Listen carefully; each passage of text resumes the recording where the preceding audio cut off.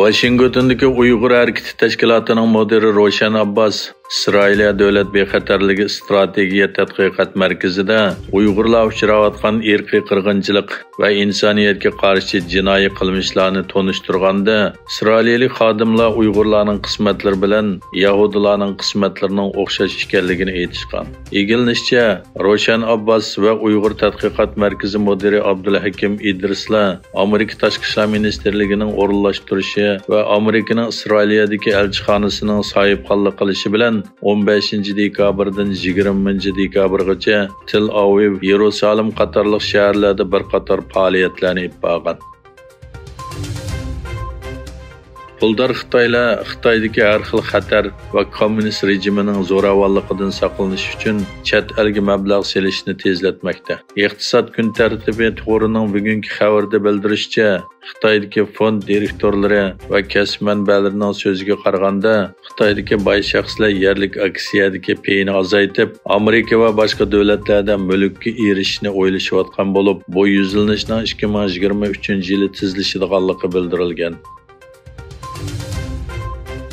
İtaliya Xitoyning Italiyada qonunsuz qurgan atalmış chet el saqchi punkti sababli İtaliya zaminda Xitoy saqchilari bilan İtaliya saqchilarining birlashma chorlab tekshirish kelishimini to'xtatdi.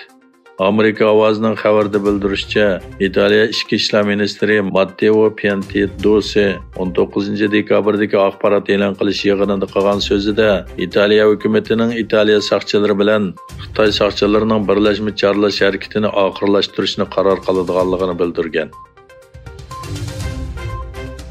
Amerika tashqi ishlar ministerligining bayonotchisi Ned Price Xitoy virusining oldini olishning dunyoning manfaatiga uyg'un ekanligini bayon qilib, Amerikaning Xitoyga yordam berishga tayyor ekanligini aytdi. Yana bir tarafdan Dunyo sog'liqlik tashkilotining bosh direktori Tedros Adhanom Ghebreyesusning aytishicha, ular yaqin oylarda Xitoyda ko'payayotgan yuqumlardan andish qilmoqda ekan.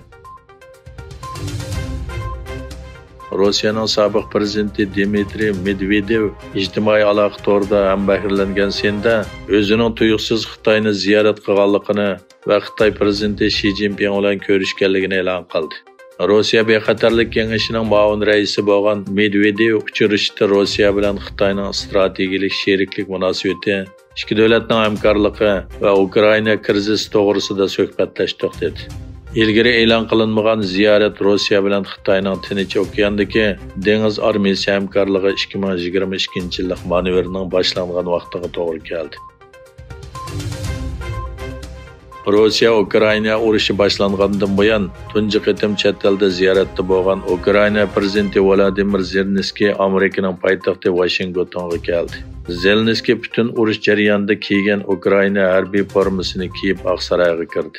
Yana bir tarafdan Kreml bayonotchisi Dmitriy Peskov Zelenskiyning Amerikani ziyorat qilishidan ijobiy natijani umid qilmaydiganligini aytdi. Rossiya davlat mudofaa ministri Sergey Shoygu davlatining Ukrainadagi alayda harbiy harakatining 2023-yilda davom qiladiganligini e'lon qildi.